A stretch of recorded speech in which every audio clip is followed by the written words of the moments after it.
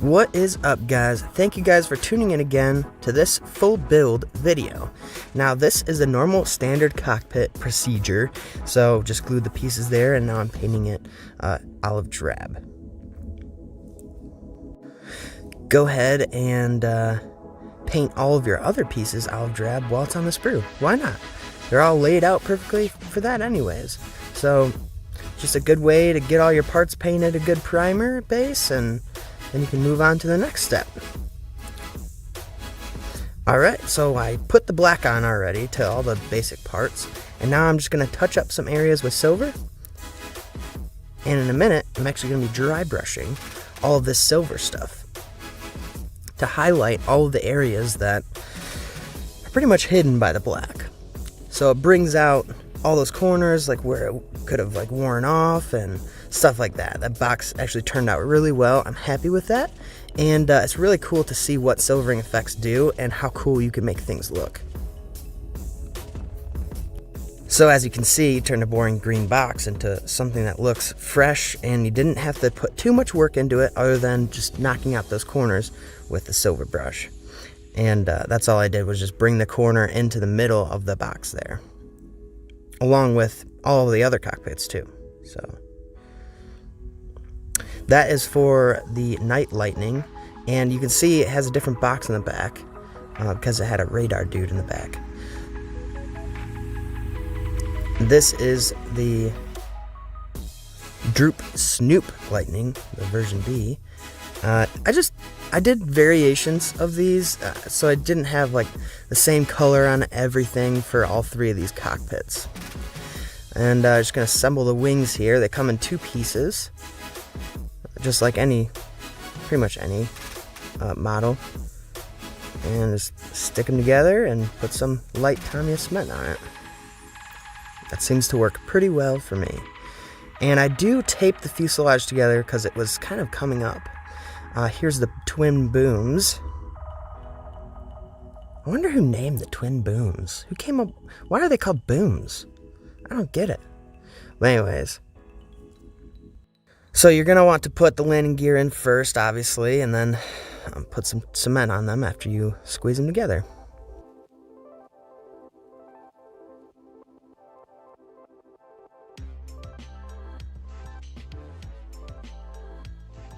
So what I do with all my gluing is I put like a nice glob or whatever in all the holes that connect of stretchy glue. So pretty flexible glue that's not so hard and crisp. And then what I'll do is I'll do this application of thin cement, and that just seems to just join everything together good, and it holds everything together well too. And as you can see here, I'm putting on the boom, struggling a bit, and it just slides into place there. The gap wasn't too bad, but it still was a pretty bad gap. I had a lot of mudding to do on this, or puttying to do. Those are the guns that go in the Marge, and also the Night Lightning. And the Night Lightning actually has an opening flap on its nose there, so you can actually look inside, and the flap literally actually opens. I thought that was a really cool feature for it.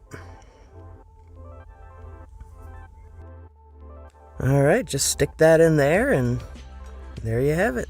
Now you have to figure out the nose weight. I tried so hard.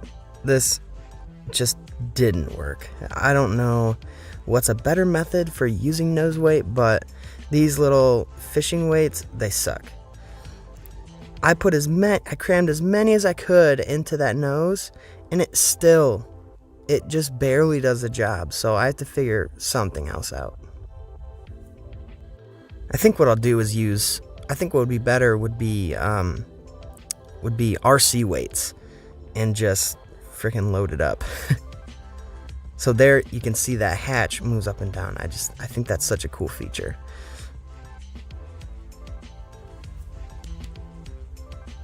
Pop the nose cone on, and there you go. Got another P-38. I'm gonna mud all those seams. There's a bunch of them. And since I made 3 P-38s at the same time, yeah, there's a lot of stuff to do. That's for the droop snoop. And just gonna pop this window in here for that version. You can see there. You actually have to cut that whole piece out. But it does leave an outline line to where you can trace it out. So that was helpful.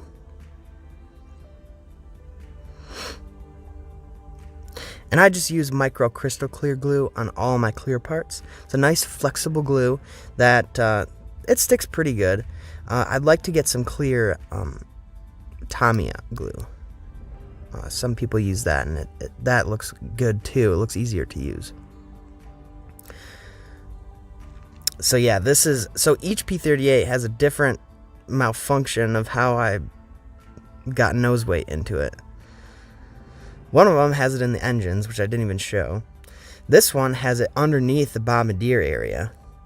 And then, obviously, you saw earlier, the Night Lightning has it right in the nose. None of them worked. Alright, so what I'm doing here is actually a custom seat. And it's really a lot easier than you might think. When I started, I was like, well, this didn't come with a seat. I didn't have any extra seats. And I was like, how the heck am I going to do this? This is going to be difficult. No, not really. I literally took 2 pieces of plastic, sanded the corners down so it looked rounded, and glued them in place, as you can see. And then I took 2 side panels, little tiny itsy bitsy side panels, popped those on as kind of like little armchairs, kind of, you know. The seat might be a little bit out of scale, but it looks really good after the fact. And then what I do is I take a white putty and just fill in all those seams. And this works so good. And obviously, you know, it's a water-based putty, so you wipe it off, and it kind of seams into all the cracks and stuff. It makes it look like there's a cushion almost. So I'm struggling with the camera work here, but yep, now I'm wiping out all the putty and stuff. And it looks good.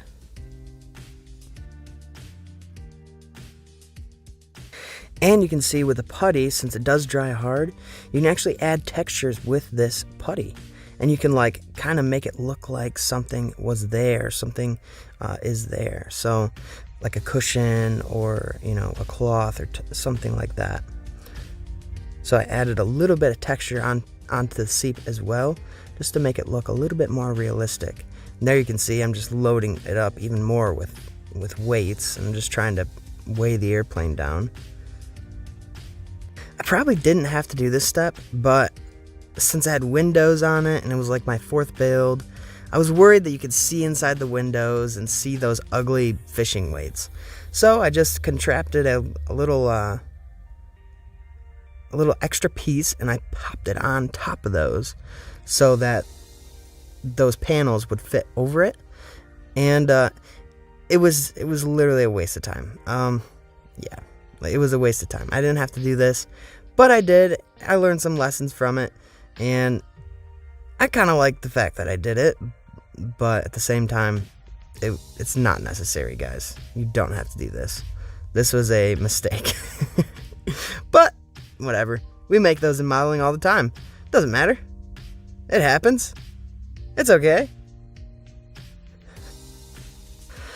Alright, popping that panel on. And these were the areas where it was a little rough with the sanding. The seams really did not go together that well. I don't know if it was the mistake by me of the fit or what, but yeah, it did not go together that well. As you can see, there's a lot of putty. And the putty I'm using is still the same. It's the water-based putty that you literally just take a little cotton swab and have a little water on it and just wipe it off. And all all of the putty like kind of seeps into the cracks and it fills it really nicely. If it's too big of a crack, I won't use this stuff. But for cracks like this and for a quick process, these are perfect for it. And what I do with this stuff is I go straight for the paper towel. The first wipe off is going to be with the paper towel.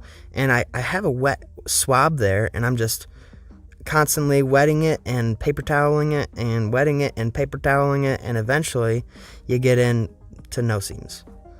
And it looks really good after the fact.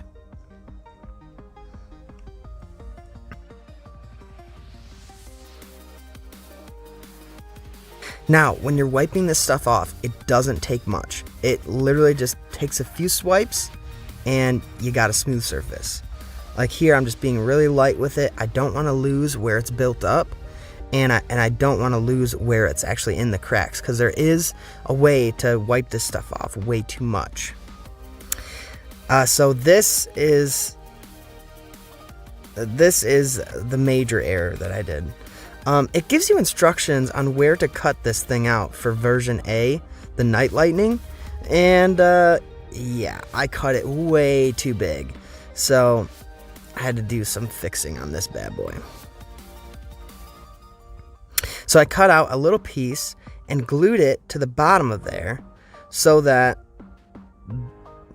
the second canopy would actually like sit in there good. So here's that clear piece, and I'm just gonna slide it in there, and it actually had a really perfect fit. But you slide it in, and I used a knife on the bottom to push it up and to hold it. This was a contraption, let me tell you.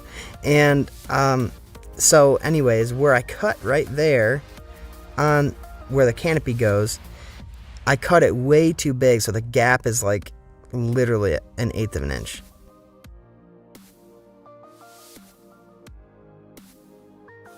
I wasn't getting a very good stick from the glue that I was using. Maybe it was because of this clear stuff, I'm not sure. So I just popped a little thin CA on there, and so it could seep in like to the sides better, and I pushed it up. Now this is the other piece, and I'm just going to use my regular glue to stick that onto the clear surface. You can see in a few how big this gap is, and how, look at that. Oh my goodness. You never want to look in the model and see that gap. It's just awful. Towards the back of the canopy. So yeah, this I used real putty. And that was the Tamiya thick putty or whatever. And yeah, you send it for a lot longer than what I showed. It definitely does not. It doesn't sand easy. This white stuff is just, it's a bear, man. It's a bear. But I got it pretty good, and yeah, it worked out well. So now I'm just gluing those clear pieces on, and this is just going to polish up the build.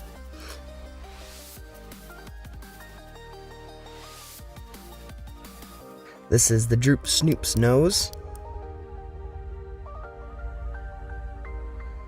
And there, you got 3 P-38s.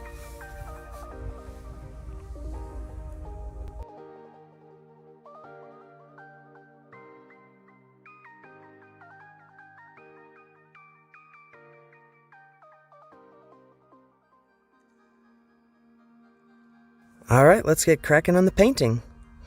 So I'm just spraying in the clear parts with the olive drab, and I bought that huge thing of olive drab on Amazon for like 15 bucks, and best thing I ever bought. It lasts forever.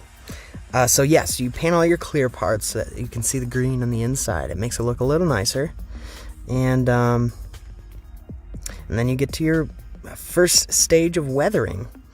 But here I'm using surface primer on the whole model, just to see like where my bad gaps are, and if I missed anything, you know, I can see all the stuff that I had missed with the putty, and that way I can be like, all right, well, I like this gap, I don't like this gap, I don't like this seam. If there's anything that I need to fix, you can tell by priming it and seeing how smooth your surface is.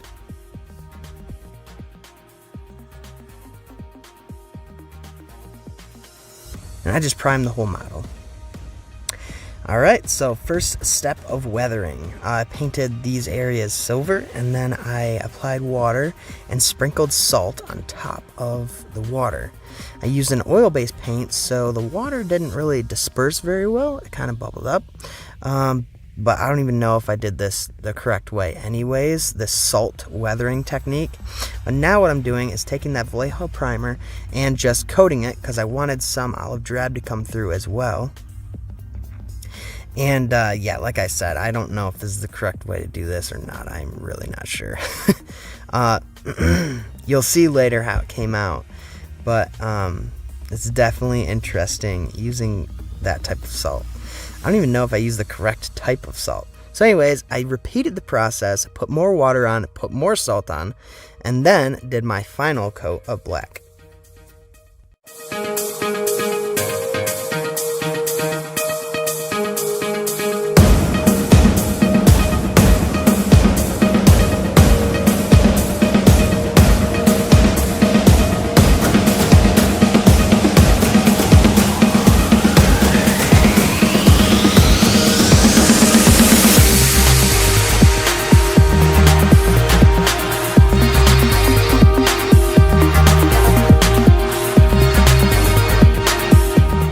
And pay attention here. If you ever want to salt an airplane, whatever this does, it is spooky. I sprayed it black, and pay attention to the black.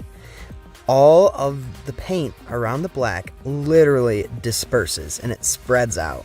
And it spooked me. Really spooked me. So I'm painting it black here, and you can see what I'm talking about. On the wing, it was fully covered black.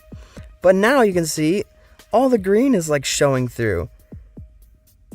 You never want this to happen on any of your builds, guys. I would recommend not even doing the stupid salt technique. Honestly, this was freaky. You ever want to be scared modeling? Bingo. Do the salt trick. You want to be scared? Do the salt trick. You'll find out for yourself. It is not fun. This was very spooky. But I learned a lot from it, and honestly, I would do it again if I was making some type of like beat down, broken up, crash site in Japan or something like that. I would definitely use it on that. So I got all the black down. It took like 3 coats, and now what I'm doing is I'm just gonna dry brush all that salt off with a little bit of water, and try to get some of that chunkiness out of the paint, because the salt like stayed on the airplane while I painted over it. Like I said, I don't know exactly how to do this. I was just gung-ho about doing the salt trick, and it ended up working out in my favor. I'm happy with the result. It's just it was scary, man. I've had a few incidences where I've had really good ideas and it's completely ruined models. So this was one that could have, but didn't. Alright, so the brush was not cutting it, so I had to skip straight to the knife section. And then I took way too much off with the knife, and or put too much salt on in the first place anyways, and I had to touch up some areas here. Yeah, I'll tell you what, this was a science experiment.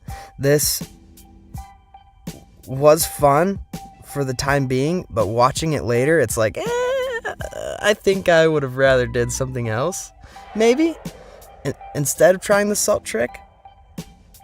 But now I have much different methods this is a long time ago that I did this video, but now I have much different methods to do chipping methods, so stay tuned for those videos coming out. Here, I didn't do my research on this model, and I didn't realize that I followed the directions and didn't realize that these were supposed to be olive drab instead of black. So both my P-38s have black, like areas on this instead of olive drab, which the olive drab would have looked a lot nicer. Yeah, that was my bad on the research end. That's actually a really good point to make. If you're building a model, and if you are an accurate guy, and if you really do, like, want to make your models as accurate as possible, research the airplane. Don't miss out on that step.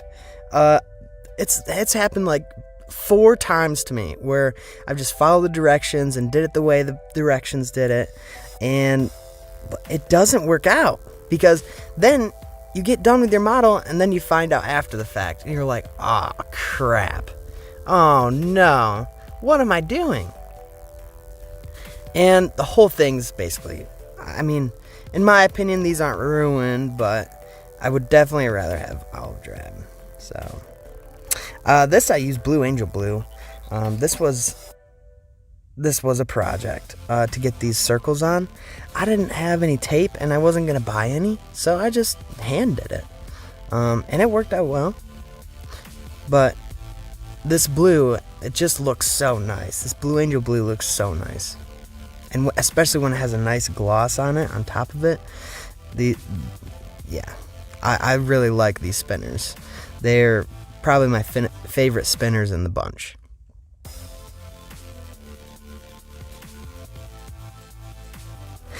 I would definitely suggest buying some stretchy thin tape and doing it that way. This was a challenge to get right, but if you are skilled with a brush, it definitely is possible. I mean, you can't even tell that there's any whoops or anything, because there isn't. It came out really well just hand brushing it. I could suggest this way too. But if you're not very skilled with a brush or you got shaky hands, I definitely would suggest buying thin stretchy tape to wrap around that nose cone, and then you get a nice polished straight line. And you could also airbrush it if you have that tape too.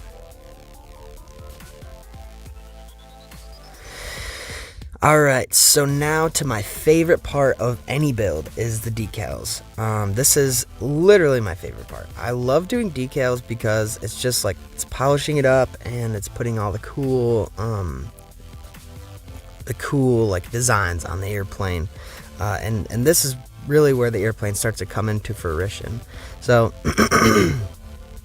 I'm using basic methods, guys. I just have some warm water and I have some tweezers. Tweezers are good for decals. But I think putting a little bit of tape on the end of the tweezers is a good idea. Just a little bit of duct tape. You just wrap the end of it and pop it on there. That seems to work for me. Anyways, I'm using micro sol and micro set. And one, you stick it on, you apply to the area where you're going to put the decal, and then the other, you apply it on top, and it makes it set better. It makes it like absorb into the paint, and it looks like the decal's painted on rather than just a sticker on top of an airplane. But yeah, this is when I didn't figure out how to move decals, and I still am so terrible about applying decals. They literally, I'll try to put it on so super straight still, and it'll be like completely sideways. So, and it's a bit cringy watching me use a knife to pull these off, but the X-Acto knife works fine. It's just you put it in the clear areas where you're not going to see it, but I know it's probably frowned upon by some people, but I don't know. I hate dinking around. I hate it when it doesn't move, and I try to move it, and so I use an X-Acto knife sometimes, and most of the time I use tweezers, and putting a little bit of duct tape on the end of the tweezers is actually a pretty good idea too. And here you go with Bombardier. As you can see, it came out pretty good. I used basic silver stuff on this. I did not know silver stuff before this video, so I painted it with basic aluminum, and I highlighted it with actual silver paint, and it came out like this, and it came out good. I mean, for a basic P-38, if you just want one for the collection, you don't want to spend a lot of time on it, I think this is the way to go with it. It looks good. Definitely not as good as maybe foiling it or other methods, but yeah, I like this because all the cool designs on it. I like the triangles. I don't know why. I do like the triangles on airplanes. I just found a picture of a Mustang with a triangle on it. I was like, oh yeah, that's a sweet Mustang. But for some reason, yeah, I like the triangles and all the letters on this model, and it's just sweet. Here I'm just demonstrating squeezing out all the bubbles. You definitely don't want to have your decals on a bubbly surface. You don't want any bubbles left in there. It's not going to stick as well, and yeah, you just want to go down the seams there.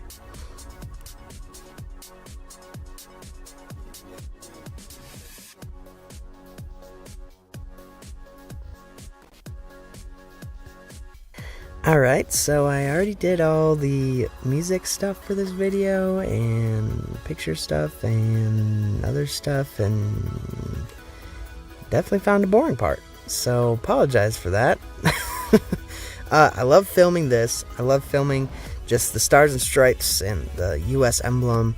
I don't know why, but I don't know. I feel like I have to have it in all my videos of what I'm doing. So here you go for this one. This is the first one of this rendition. But yeah, just take the tweezers and adjust it to where I need it, and then squeeze all the bubbles out.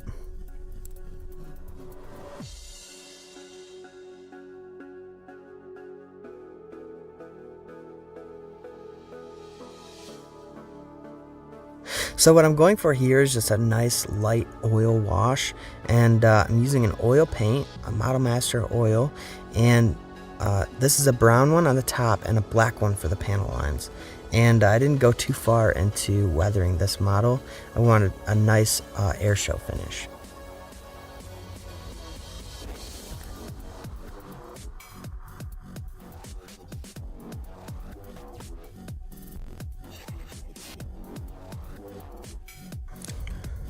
So here we have some Model Master weathering techniques. This is a powder that you actually use. And actually you can use this powder as a liquid as well.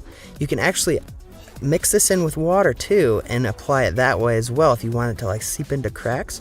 But here I'm using the dry method. I kind of wanted a crisp, like crusty kind of look towards that supercharger. And as you can see, like it just brought so much life to that just plain black supercharger. Super happy with how that one came out. And that's the product right there. I have a whole bunch of colors now of that stuff. I actually found a picture of this, I think I said this in the other video, online, of it being like really greeny and yellowy. So I took some of this rust color and I just put that on the model to spread around a little bit, and it came out just like the picture. But yeah, this stuff is really cool. I've actually done a lot of stuff with it, and I actually, in some of my cockpits, I use it and put like it's basically like sand color, and it makes it look like it has dirt inside the cockpit. It's really cool stuff.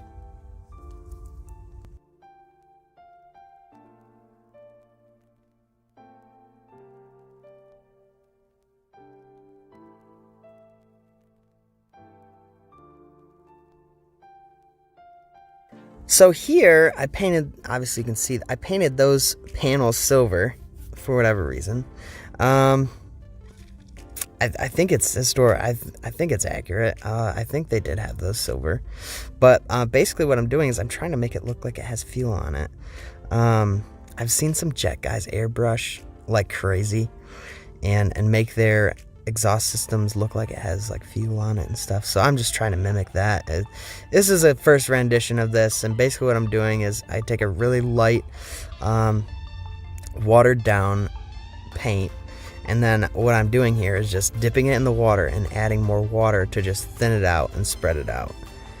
And it kind of looks like Barney, but I don't know, it came out after it dried, it came out a lot better, and you can't really see that unless you see the photo shoot at the end.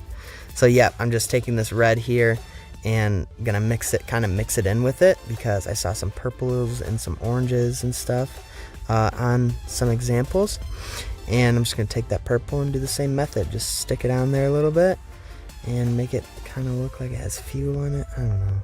it worked pretty well for what I was trying to do, and like I said, after it was dry, it looked a lot more realistic than what it does right now. So yeah, it was fun trying it out though, but I definitely would go about it differently nowadays. You can see there, I was like, that's not gonna work. I need to rust this up a little bit. So I put some rust weathering on it and some sand, and that covered it up just enough. It makes it look like it's rusty, and it makes it look like it has fuel on it. So pretty beat up model though, as you can see. And what was weird about it is after this had all set and everything, all of that paint there actually ended up showing up black. Like, it's really not as bad as it looks. And these are the custom lights that I have in it. What I'm doing here is taking a paintbrush and sticking it into a piece of cardboard, and then cutting it out. And then here you can see I got a little light out of it. There it is. It's that little light. This worked. I definitely liked the finish of the light with it being the tinfoil, but yeah, there's the covering for the light, and what I'm doing is just going to stick this to a clear piece. And those are those little lights that I cut out with a paintbrush. So I'm going to stick these lights to the clear piece, cut to the size of the actual light that I'm supposed to have in there. The tricky one was a little tiny one.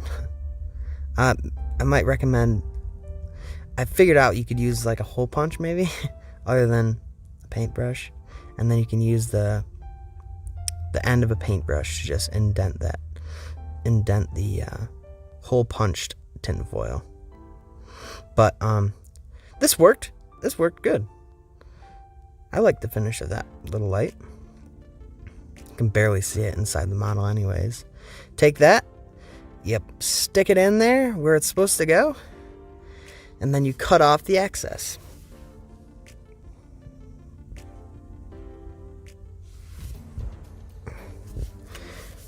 And here you go, guys. Enjoy the rest of the model show, and I will see you next time.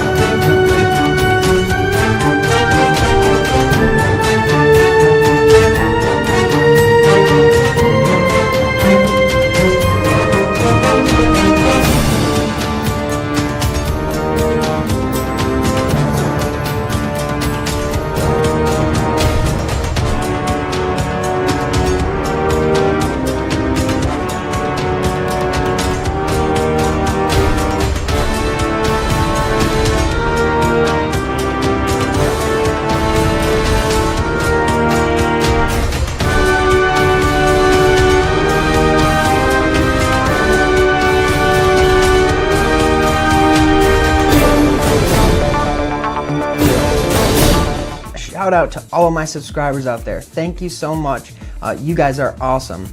If you haven't subscribed, please consider to do so. It helps me out a lot. You can also support me on Patreon, where you can get exclusive access to videos that no one else gets to see. So go ahead and check that out. 15% of YouTube and Patreon's earnings are actually going to go to sending these little gliders out there with inspirational message and little ResMod stickers to kids in cancer facilities and mental health disability facilities, also some foster care facilities as well. We're starting in Michigan, so help me out with this project. I'm really excited to send some hope and love and joy to these kids out there who might want to fly a little foamy bird. So go ahead and check that out as well. If you want to follow me along on Facebook, Instagram, Twitter, Tumblr, I think all of them, go ahead and check out the description below, and all of the links are going to be right there, Patreon included. So check those out, guys, and thank you for watching the video again, and like I always say,